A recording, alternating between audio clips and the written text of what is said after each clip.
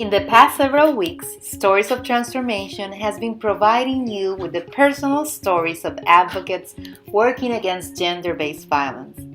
As we come into the last week of Domestic Violence Awareness Month, we close out our My One Thing series with 3 special stories on culture as a source of resilience and strength for women of color.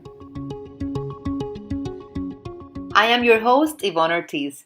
Today, our 3 storytellers provide insight on the ways in which their communities can be agents of change and sources of resilience.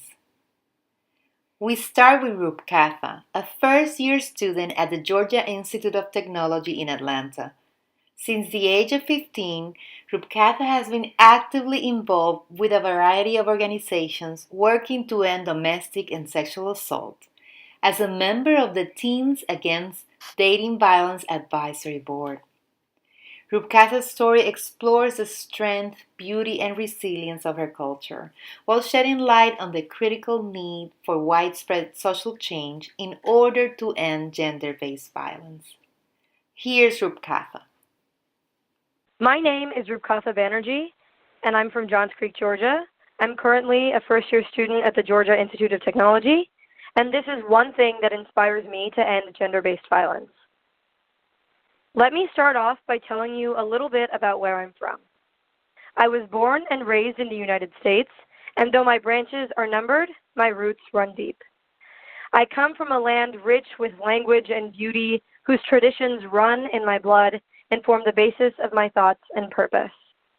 I come from a land that celebrates light and color, and that never has a shortage of love and knowledge to give. I come from a land that underwent centuries upon centuries of torture and suppression, yet somehow came out victorious, because that's just what it means to be an Indian. I come from a land where institutional discrimination has been present since the early ages of the agricultural revolution, where it is acceptable to use and abuse without a second thought. I come from a land where a widow was once forced to throw herself upon her husband's funeral pyre. I say once because it's since been criminalized, but what's the difference between life and death when she must pass her entire existence shunned, viewed as an object of prey in her husband's household, and often sold into prostitution? I come from a land where judgment lies on everybody's lip, where the orange and green tinted gaze of perspective rests on my gender rather than my worth. I struggle in coming to terms with the fact that, Rupkatha, you can't wear that sleeveless shirt because you will get raped. And rape is a societal norm that anyone will use anything, including religion, to justify. But it's not just me. Centuries of preference for males have set the precedent for socially acceptable harassment. Sons are considered to carry on family lineage and uphold legacy, while daughters are cast off to be used elsewhere, specifically in other families. Women are perceived to be, quote-unquote, others' wealth, like a neighbor's plant that requires watering. I come from a land where a woman lives in society alienated, though amongst others for fear of her life, despite the progress we've made since the gang rape case of 2012. And though my blood is laced with pride, the scars of this denigration and exploitation run deeper than my sentiments. I come from a land that prides its spirituality as diverse, a land where female deities represent the duality of the human condition, yet as a woman, my individual value is virtually non-existent. It's fitting that my ancestors created the concept of zero, because I know how it feels to simultaneously mean everything and nothing at all. It is said that every 15 minutes, a woman is raped in India. This translates to 35,000 lives stripped bare of humanity a year for consecutive generations.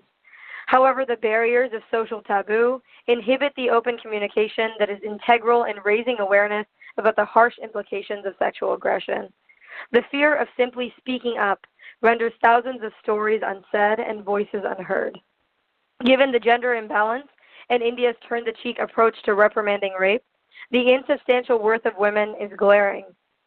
So, as they once began several millennia ago with Harappa and Mohenjo-daro, the ideals of Indian society must be reborn with little boys. Educating young men paves the way to correcting the corruption of inequality and disrespect.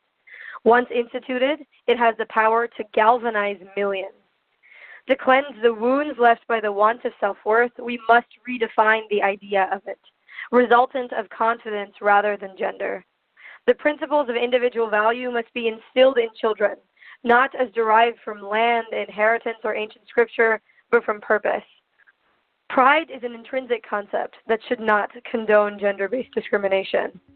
And thus, though I am proud of my heritage, as a woman, one day I hope to be fearless.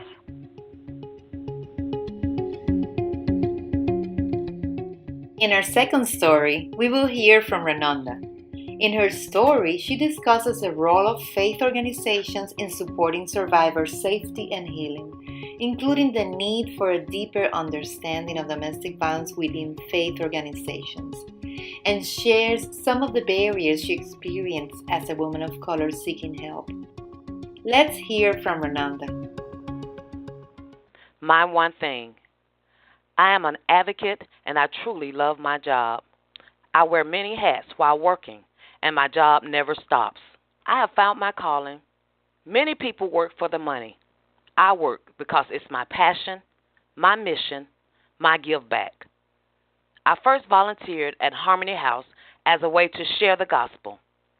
Then after getting my degree and a position became available, I immediately submitted my resume. My one thing I want to share with my community church is no one is exempt. Domestic violence can happen to anyone, anywhere, and at any time. I first mentioned being abused at church in a circle with two other ladies. I just knew these ladies had my back. I thought I was safe, and I felt relief from sharing. Well, the story didn't quite end like that. One of the ladies was my best friend, and she confronted my husband, the abuser. He then confronted me when we got home, and things became ugly.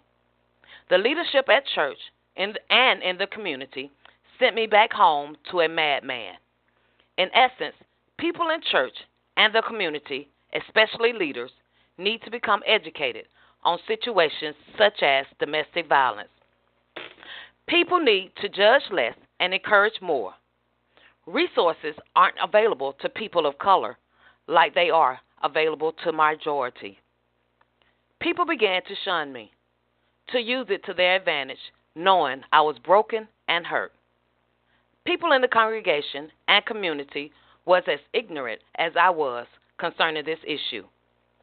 In the black community, we are told what goes on in our house, stay in our house. I know God answers prayers, and I also know people in the community and church pray, P-R-E-Y, on the weak and distraught. I felt alone, shut off, and alienated. I had never heard of a domestic violence shelter. Plus, I didn't want to leave the first house I ever purchased. I needed counseling, and not from the church. When I got better, it's when I got busy. I got busy years later through education and volunteering. Then counseling and therapy added to my wholeness. Now I want to spread the word and work harder as an advocate to stand against domestic violence. My one thing is awareness in the community and church on all levels. Thanks for using October and this project to open eyes of people everywhere.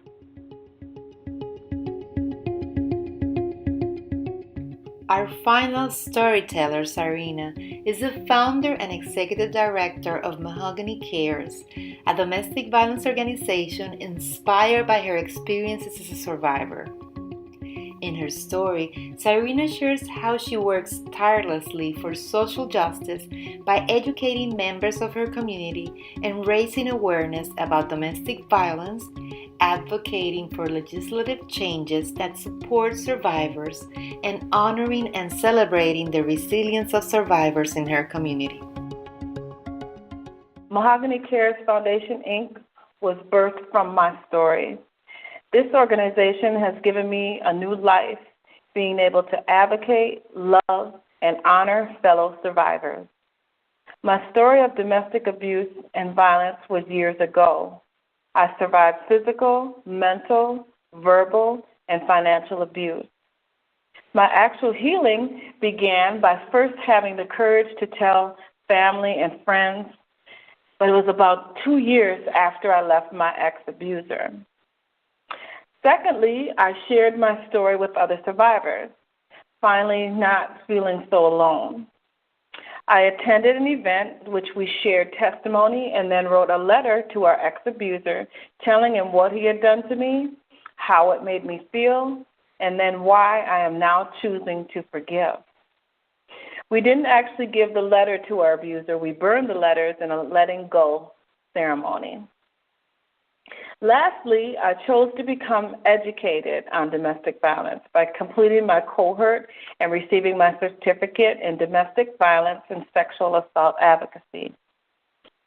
I remember a security guard asking me what happened to my face, and I quickly thought of a lie, but I knew he didn't believe me.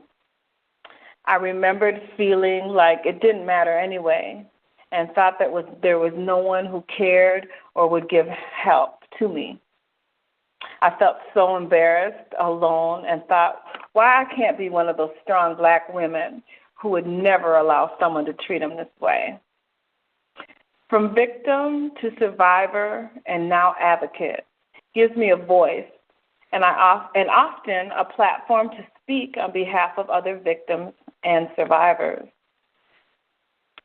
We, Mahogany C.A.R.E.S Foundation, Inc., have written a proclamation in the city of Milwaukee to proclaim October 21st as DVSRD, Domestic Violence Survivor Recognition Day.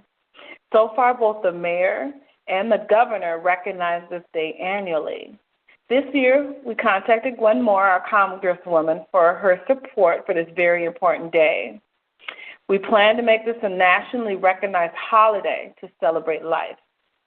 Domestic Violence Survivor Recognition Day is designed to increase public awareness, to show support to all current victims, to let them know we are fighting daily for their safety and welfare, to honor domestic violence survivors, and to respectfully take a moment of silence and remembrance of all those we have lost. Domestic Violence Survivor Recognition Day offers a rare opportunity to focus attention on success stories of those who are now happy, healthy, and successful, and leaders and entrepreneurs of our community. I now actively speak out against domestic violence, advocating for making changes to legislation and offering safe alternatives to numerous victims of domestic violence and sexual assault. Our testimonies and commitment to save lives is the direct link between the community and the justice system. Mahogany C.A.R.E.S mission is to educate the community on the many causes affecting women's wellness, mind, body, spirit, and family. Our motto, which is very special to me, and I give much love and respect to Dr. Maya Angelou, we delight in the beauty of the butterfly, but rarely admit the changes it has gone through to achieve this beauty. This quote is very profound to the experiences a survivor has been through. The scars are often internal and oftentimes unknown or ignored. The bruises heal first, while the lasting effects of becoming controlled and being left broken. But thank God we don't look like what we've been through. We have a beauty of strength, courage, and passion to assist others. It is time to celebrate life. Survivor, a person who survives, especially a person remaining alive after an event which others have died. Cyrena, Rupkatha, and Renonda have provided us a perfect way to close out this special podcast series. Thank you for listening today. If you missed previous episodes of the My One Thing series, you can find them on the media page of our website, NRCDV.org. There you can also access additional resources on gender-based violence and related topics. And be sure to follow us on Facebook, Twitter, and Instagram at NRCDV. Stories of Transformation is an NRCDV radio podcast production brought to you by the National Resource Center on Domestic Violence. Support is provided by the U.S. Department of Health and Human Services, Administration for Children and Families, Family and Youth Services Bureau.